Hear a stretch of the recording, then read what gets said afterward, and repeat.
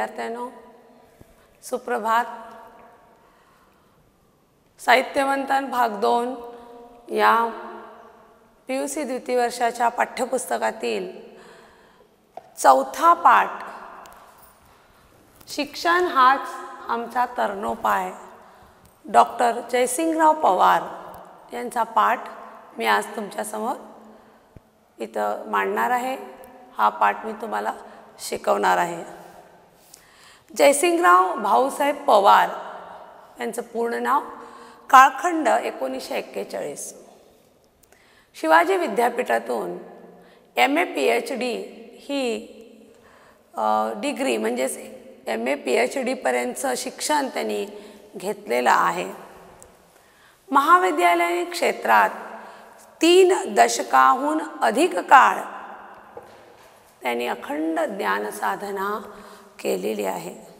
शिवाजी विद्यापीठाचे ते पहिले कुलगुरू होते. इतिहास संशोधक, अखिल महाराष्ट्र इतिहास परिषदेचे संस्थापक, महाराष्ट्र इतिहास प्रबोधिनीची स्थापना, संचालक, शाहू संशोधन केंद्र कोल्हापूर येथील संचालक, अशी बऱ्याच मोठ्या पदावर ते कार्य करतात, केलेलं आहे. त्यांनी कार्य करत असतात, स्थापना केलेल्या आहेत आणि त्या व्यवस्थितपणे संस्था चालवत आहेत ते. त्याचबरोबर छत्रपती शिवाजी महाराज, क्रांतिसिंह नाना पाटील, राजश्री शाहू एक दृष्टिक्षेप, मराठी साम्राज्य उदय आणि अस्त या त्यांच्या पुस्तकांना शिवाजी विद्यापीठाचा तसेच महाराष्ट्र शासनाचा पुरस्कार सुद्धा प्राप्त झालेला आहे. डॉक्टर जयसिंगराव पवार यांना महाराष्ट्रातील कोल्हापूर भूषण पुरस्कार आणि बेळगावचा मानाचा आचार्य, बेळगाव शहरातील मानाचा आचार्य अत्रे पुरस्कार सुद्धा त्यांना प्राप्त झालेला आहे. असे हे बुद्धिमान लेखक आहेत. प्रस्तुत पाठ शिक्षण हाच आमचा तरणोपाय. शिक्षण हाच आमचा तरणोपाय. शिक्षणाशिवाय आपल्याला आता दुसरा उपायच नाही. हा पाठ राजश्री शाहू छत्रपती जीवन व कार्य, राजश्री शाहू छत्रपती जीवन व कार्य या पुस्तकामधून घेण्यात आलेला आहे. कोल्हापूर संस्थानचे राजे छत्रपती शाहू महाराज यांचं व्यक्तिमत्व खूप वादळी व्यक्तिमत्व होतं. अवघा 48 वर्षाचं ते आयुष्य जगले, पण आपल्या या आयुष्यात त्यांनी कोल्हापूर शहराचा फार मोठ्या प्रमाणात विकास केला.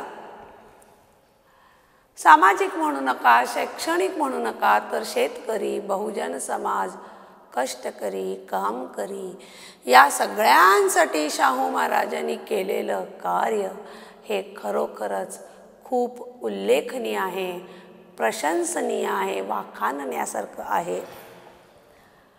शाहू महाराज हे स्वतः एक सुधारणावादी समाजसुधारक होते. समाजात मनात आणलं सुधारणा करायची तर ती करायचीच, तर ते नुसते बोलके समाजसुधारक नव्हते, तर करते समाजसुधारक होते. जे बोललं ते करून दाखवायचंच. असं करताना बरंच लोकांनी त्यांना नावं ठेवली, अनेक अडचणी आल्या. हे कार्य करताना त्यांच्या अंगावर चिखल उडाला म्हणजे अनेकांनी त्यांना बोल लावले, पण शाहू महाराज अजिबात डगमगले नाहीत. आपलं आयुष्य, पूर्ण आयुष्य त्यांनी समाजसुधारणा करण्यात घातलेलं आहे. त्यावेळी आपल्या भारत देशात काही मोजकीच संस्थानं होती आणि या मोजक्या संस्थानामध्ये शाहू महाराज यांचं हे कोल्हापूरचं संस्थान एक होतं आणि ब्रिटिशांचं राज्य सगळीकडे होतं, तर पण कुठल्याही संस्था असा एकही राजा नव्हता की ज्याने इतक्या सामाजिक, शैक्षणिक आणि शेतकरी वर्गासाठी एवढ्या सुधारणा केल्या असतील. शाहू महाराज असं एकमेव व्यक्तिमत्व आहे की ज्यांनी सर्व स्तरातून कोल्हापूर शहराचा विकास करण्याचं एक त्यांचं जे धोरण होतं ते फार चांगल्या प्रकारे त्यांनी राबवलं आहे. निपाणी या ठिकाणी त्यांनी डेक्कन रयत एज्युकेशन असोसिएशन अशी एक संस्था स्थापन केली आणि त्याद्वारे त्यांनी शेतकऱ्यांना कर्ज मिळवून देणं, त्याचबरोबर शेतकऱ्यांच्या समस्यांच्यावर प्रकाश टाकणं, त्यांच्या कृषीविषयक कार्यक्रमांना चालना देणं अशी कामं त्यांनी अतिशय जोमाने केलेली आहेत. कोल्हापूर संस्थानातील चित्रपट, त्यानंतर चित्रकला, संगीत, कुस्ती या क्षेत्रात असलेल्या कलावंतांना त्यांनी प्रोत्साहन दिलं, खूप प्रोत्साहन दिलं. त्याचबरोबर कुस्ती हा कोल्हापूरचा मानबिंदू, तर कुस्ती या खेळाला त्यांनी राजाश्रय मिळून त्याकाळी दिलेला आहे. शेतकऱ्यांच्यासाठी राधानगरी धरण त्यांनी निर्माण केलं, उभारलं की ते पाणी त्या आडावं तिथं आणि त्या पाण्याचा वर्षभर शेतकऱ्यांना उपयोग व्हावा हे त्यांचं त्यात सूत्र होतं. आणि तो त्यांनी प्रकल्प पूर्ण केला. फार मोठा प्रकल्प आहे तो. आजही तुम्ही राधानगरी धरण बघू शकता. तर असा मोठा प्रकल्प त्यांनी कोल्हापुरासाठी उभा केला आणि शेतकऱ्यांना पाणी मिळाल्यानंतर पिकं चांगली येणार आणि पिकं आल्यानंतर तो त्यांचा माल कुजून किंवा सडून जाऊ नये यासाठी तो माल महाराष्ट्रातील इतर भाग, गोवा, आंध्र प्रदेश, कर्नाटक या आजूबाजूच्या प्रांतांनाही, राज्यांनाही तो माल व्यवस्थित जाऊन पोचावा यासाठी त्यांनी शाहू महाराजांनी रेल्वे मार्ग सुरू केला. मोठं रेल्वे स्टेशन त्यांनी बांधलं, रेल्वे रूळ घालून रेल्वे मार्ग सुरू केला. आजही ते दिमाखात रेल्वे स्टेशन उभं आहे. छत्रपती शाहू टर्मिनस असं त्या रेल्वे स्टेशनचं नाव आहे. म्हणजे शाहू महाराजांचं हे जे कार्य आहे, त्यांनी जे केलेलं कार्य हे आपण बघितलं तर खूप प्रशंसनीय आहे. त्याचबरोबर शाळा, कॉलेज, सरकारी कार्यालयं आणि त्याच्यानंतर किंवा कुठलीही सार्वजनिक स्थळं जर असतील किंवा दवाखाना, या ठिकाणी अस्पृश्यांना कमी लेखायचं नाही, अस्पृश्यांना समानतेची वागणूक द्यावी असं शाहू महाराजांचं धोरण होतं. आणि ते धोरण त्यांनी आपल्या राज्यात राबविलं. गोरगरिबांसाठी, समाजासाठी, बहुजन समाजासाठी, अस्पृश्यासाठी तळमळीने कार्य करणारा हा एक धडाडीचा राजा होता. राजश्री अशी पदवी त्यांना कुर्मी क्षत्रिय समाजाने त्यांना दिलेली होती. तर शाहू महाराजांचं कार्य हे किती सांगावं तितकं कमीच आहे आणि ते काय लवकर संपणार नाही. तर विद्यार्थी मित्र हो, हा जो आपला पाठ आहे, शिक्षण हाच आमचा तरणोपाय, या पाठामध्ये शाहू महाराजांनी विविध क्षेत्रात सुधारणा केलेल्या आहेत, कार्य केलेलं आहे. पण या पाठात शाहू महाराजांनी केलेलं शैक्षणिक कार्य इथं दिलेलं आहे.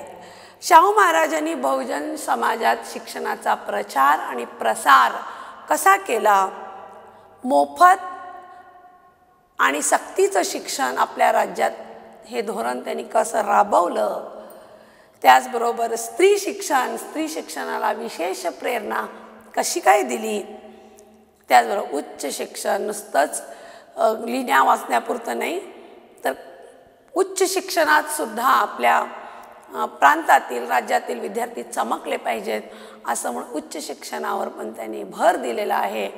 आणि हे सगळे मुद्दे या पाठामध्ये शिक्षण हाच आमचा तरणोपाय, या पाठामध्ये आलेले आहेत आणि आपण एक एक करून ते सगळे सविस्तर पाहूया. 19व्या शतकातील बहुजन समाजाला लागलेले 2 मोठे रोग म्हणजे अज्ञान व दारिद्र्य. याचे मूळ कारण म्हणजे शिक्षणाचा अभाव म्हणजेच अविद्या. 19वे शतक, आज 20वे शतक आहे. 19व्या शतकात आपल्या बहुजन समाजाला, मराठा समाजाला बहुजन समाज म्हटलं जातं. तर या बहुजन समाजाला लागलेले 2 मोठे रोग अज्ञान आणि दारिद्र्य. अज्ञान आपल्या समाजाला लागलेला हा रोग होता की आपल्या समाजातील लोक अशिक्षित होते, अडाणी होते, अज्ञानी होते. म्हणजे नाही, ज्ञान नाही. दारिद्र्य आणि गरिबी. आणि दुसरी गोष्ट गरिबी. हे असं का व्हावं? ही गरिबी आमच्या वाट्याला का यावी किंवा हे अज्ञान आपल्या वाट्याला का यावं? तर त्याचं मूळ कारण म्हणजे शिक्षणाचा अभाव. आम्हाला शिक्षणच नाही, अभाव. शिक्षणच आम्हाला मिळालं नाही. विद्याच नाही आपल्या बहुजन समाजाला.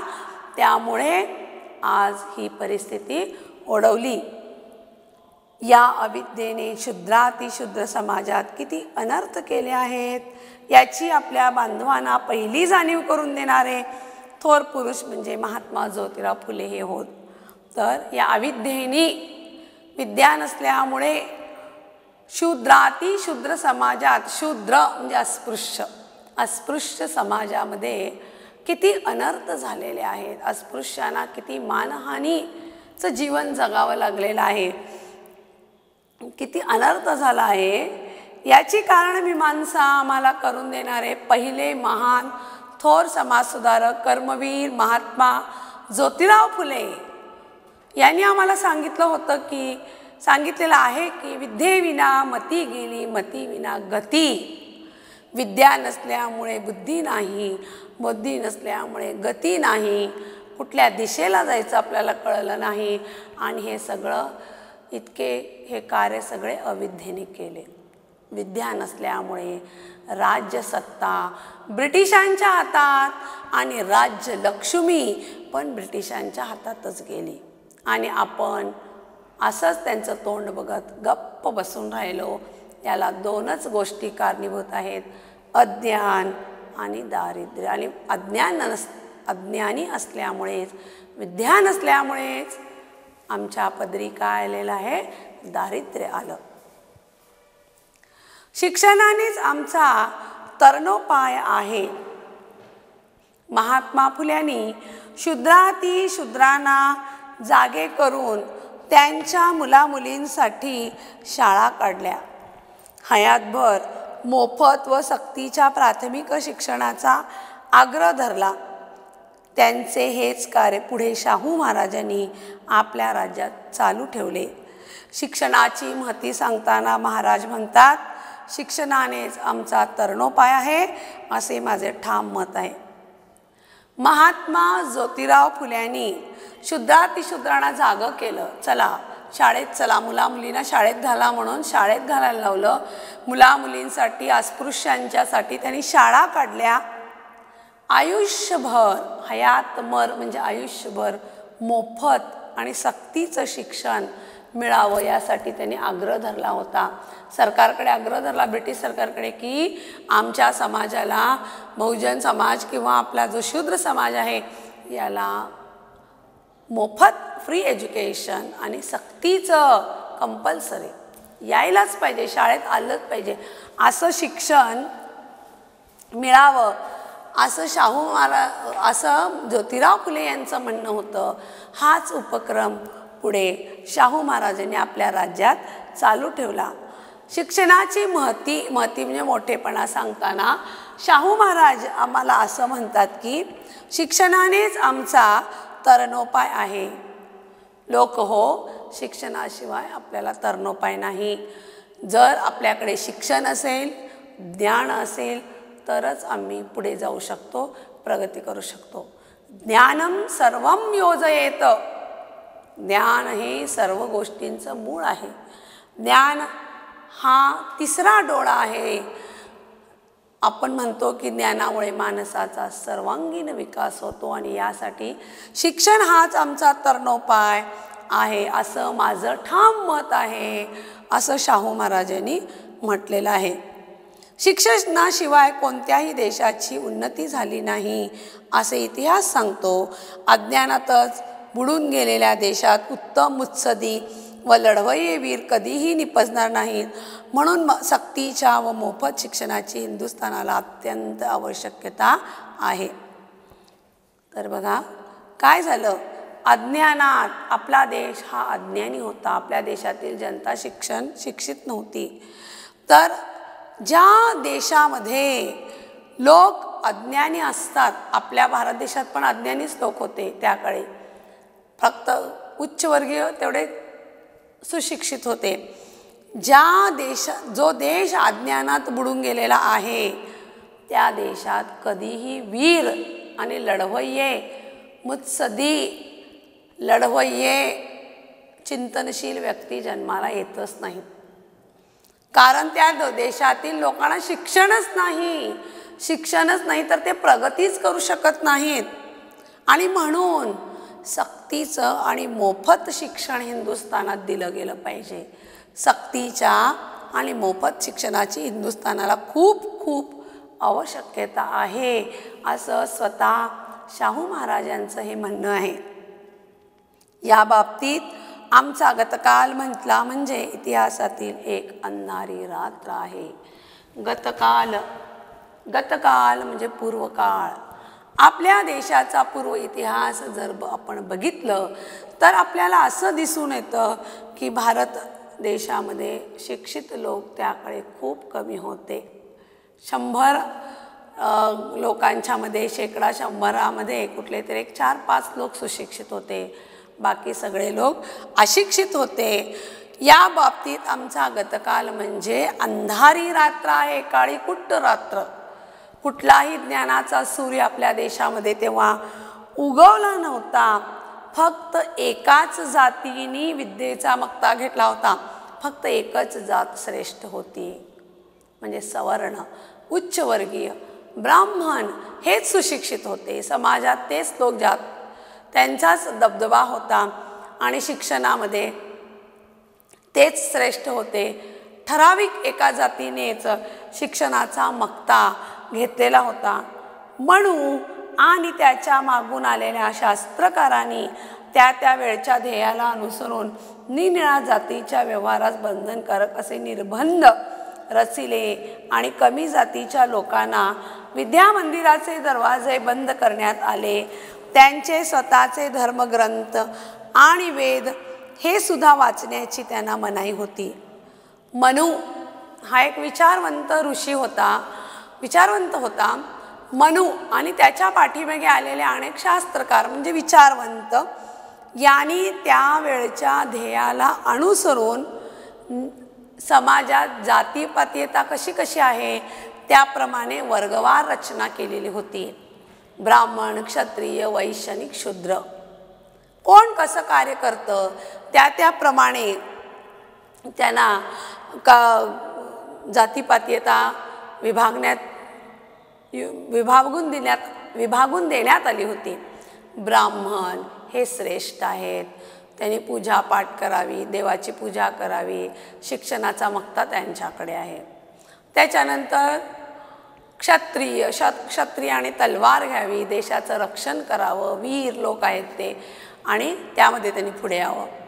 वैश्य यांनी व्यापार करावं आणि शूद्र यांनी ह्या सगळ्यांची हलकी सलकी कामं करावी असे त्यावेळी मनू आणि त्या वेळच्या विचारवंतांनी हे अशा प्रकारे काही निर्बंध, काही नियम आपल्याला घालून दिलेले होते. शूद्र जातीच्या लोकांना, कमी जातीच्या लोकांची इतकी वाईट अवस्था होती की त्यांना विद्यामंदिराचे दरवाजे बंद होते, शाळेमध्ये त्यांना जाण्यास परवानगी नव्हती. त्याचबरोबर आमचे धर्मग्रंथ आणि वेद आमचे धर्मग्रंथ आहेत, उपनिषद आहेत, पुराण आहेत, वेद आहेत, हे सुद्धा त्यांना वाचण्याला ते सुद्धा वाचायची त्यांना परवानगी नव्हती. त्यांना मनाई केली होती, त्यांना मज्जाव करण्यात आला होता. म्हणजे समाजात त्यांना अतिशय गौण मानण्यात आलेलं होतं. अशी एकूण त्या काळाची परिस्थिती होती. शिक्षण नसल्यामुळे आपल्या देशात अशी परिस्थिती त्याकाळी निर्माण झालेली होती. 4 वर्ग होते आणि शूद्रांना अति कमी, एकदम क्षुद्र म्हणून लेखलं जात होतं. आणि अशा परिस्थितीत क्षुद्रच काय, पण बहुजन समाजाला सुद्धा शिक्षण मिळालेलं नव्हतं हे शाहू महाराजांनी ओळखलं. आणि म्हणूनच त्यांनी म्हटलेलं आहे की शिक्षणाशिवाय तरणोपाय नाही.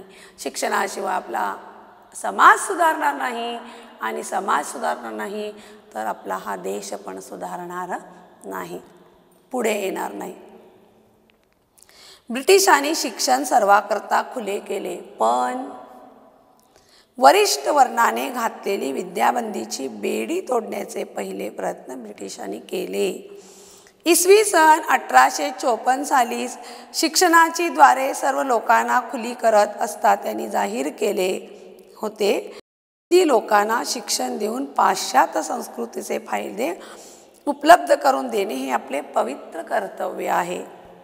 वरिष्ठ वर्गाने, उच्चवर्गीय आणि सवर्ण लोकांनी आम्हाला विद्याबंदीचे काही नियम घातलेले होते की यांनी या शाळेत जायचं, यांनी शाळेत जायचंच नाही, यांनी त्या शाळेत जायचं, आपण ह्या शाळेत जाणार, असे जे काहीतरी नियम त्याकाळी होते ते ब्रिटिशांनी पहिल्यांदा तोडण्याचा प्रयत्न केला. ब्रिटिश हे तेव्हा भारत देशावर राज्य करत होते. 1854 साली ब्रिटिशांनी असं जाहीर केलं की शिक्षणाची दारं सगळ्यांना खुली आहेत, सगळेजण शिक्षण घेऊ शकतात, सगळेजण शिक्षण शिकू शकतात, सगळ्यांना शाळेत जाण्यासाठी प्रवेश आहे. हिंदी लोकांना म्हणजे हिंदुस्थानातील लोकांना शिक्षण देऊन त्यांना पाश्चात्य संस्कृती म्हणजे परदेशातील संस्कृतीचंही काही फायदे करून द्यावे, त्यांना बरीच माहिती करून द्यावी. आणि हे आपलं पवित्र कार्य आहे. आम्ही या ठिकाणी राज्य करतो तर तुमच्या देशातील लोकांना शिक्षणाचे फायदे उपलब्ध करून देणे हे आपले कर्तव्य आहे, असंच ब्रिटिश समजत होते. आणि तसं त्यांनी लोकांना सांगितलं. यासाठीच तुम्ही सर्वांनी शाळा कॉलेजमध्ये काय घ्यावा, शाळेमध्ये मुख्यत्वे शाळेमध्ये प्रवेश घ्यावा. त्यानुसार ठिकठिकाणी शाळा स्थापन झाल्या. काही सरकारने सुरू केल्या तर अनेक ठिकाणी खाजगी संस्थांनी त्या सुरू केल्या. अशा प्रकारे बऱ्याच ठिकाणी शाळा सुरू झाल्या. काही शाळा ब्रिटिश सरकारने काढल्या तर काही खाजगी प्रायव्हेट किंवा खाजगी संस्थांनी शाळा सुरू केल्या. तर काही मिशनऱ्यांच्या शाळा होत्या. मिशनरी म्हणजे कॅथलिक लोक, त्यांच्याही काही ख्रिश्चन मिशनरी लोकांच्या शाळासुद्धा त्यावेळी भारतात होत्याच. पण या सर्व शाळांतून महार, मांग आदी अस्पृश्य वर्गातील मुलांना प्रवेश दिला जात नव्हता. पण या सगळ्या शाळांतून महार, मांग, खालच्या जातीतल्या मुलांना प्रवेशच नव्हता. मिशनऱ्यांच्या शाळात स्पृश्यापुरुषात भेदभाव पाळला जात नव्हता हे खरे, पण या शाळात वरिष्ठ वर्गाचे पालक व मुले अस्पृश्य मुलांना येऊन देत नव्हती.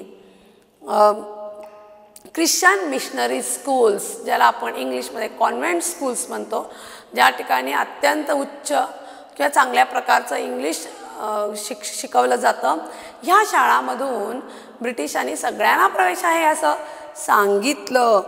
पण काय झालं, वरिष्ठ लोक, सवर्ण लोक आणि त्यांची मुलं इतर जातीतील लोकांना, त्यांच्या मुलांना त्या किंवा अस्पृश्यांच्या मुलांना त्या शाळेत यायला देतच नव्हती.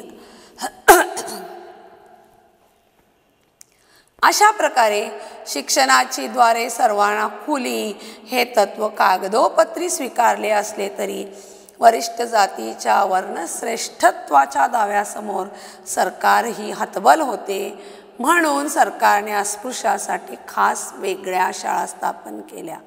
अशा प्रकारे शिक्षणाची द्वारं खुली झाली. हे ब्रिटिशांचं जे तत्त्व होतं ते फक्त कागदोपत्रीच राहिलं.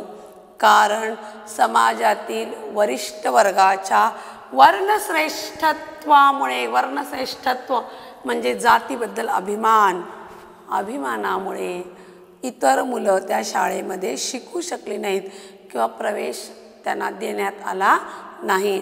म्हणून सरकारने अस्पृश्यांसाठी खास वेगळ्या शाळा स्थापन केल्या. म्हणून ब्रिटिश सरकारने काय केलं की अस्पृश्य लोक जे होते या अस्पृश्यांसाठी काही वेगळ्या शाळा सुरू केल्या. परंतु ही तरतूद अत्यंत जुजबी स्वरूपाची होती. पुण्यासारख्या प्रमुख शहरात जिथे अस्पृश्यांची संख्या 5,000हून जास्त होती तिथे एकच अस्पृश्यांची शाळा होती आणि त्या शाळेत 30पेक्षा अधिक मुले नव्हती. तर बघा ही जुजबी होती. अतिशय कमी प्रमाणात अस्पृश्यांच्या शाळा काढल्या पण त्या अतिशय कमी अल्प होत्या.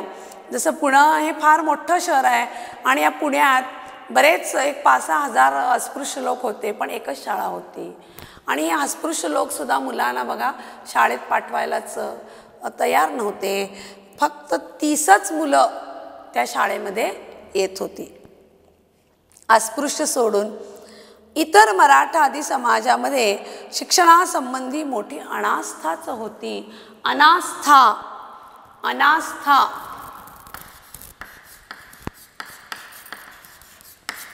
आस्था नसणे.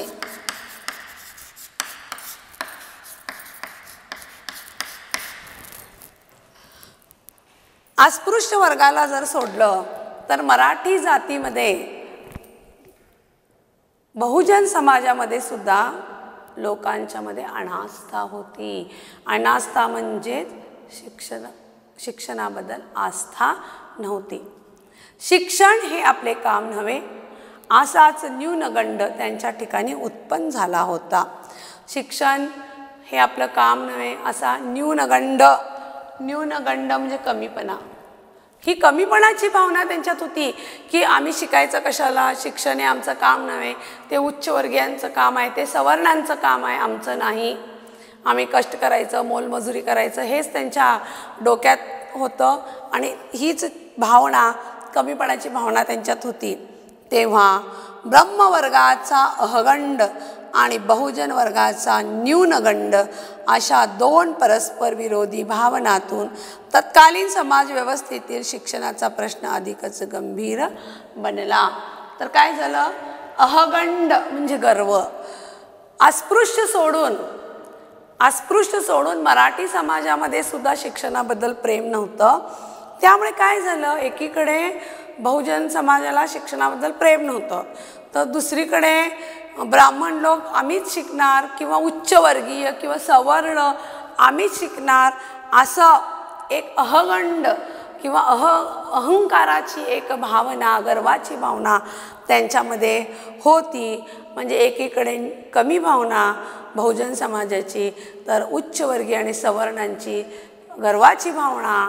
याच्यातून त्या काळचा शिक्षणाचा प्रश्न अतिशय गंभीर बनला आणि ब्रिटिश सरकारसुद्धा यासमोर हतबल झालं.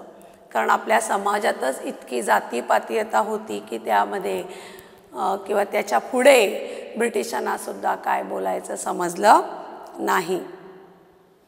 धन्यवाद विद्यार्थ्यांनो. पुढच्या वेळेला दुसऱ्या भागात आपण पुढील पाठ बघूया. धन्यवाद.